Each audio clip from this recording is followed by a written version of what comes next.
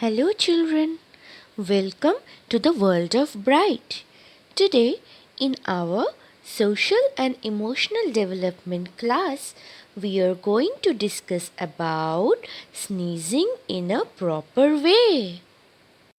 When you sneeze, you should use a clean tissue or a clean handkerchief.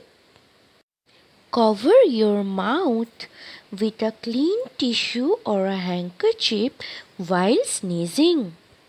If you don't have a tissue with you, you should cover your mouth with your elbow so that you can stop spreading the germs. After sneezing, you should wash your hands. You should put the used tissue in a dustbin. I hope you understood the proper way to sneeze. Thank you and have a nice day.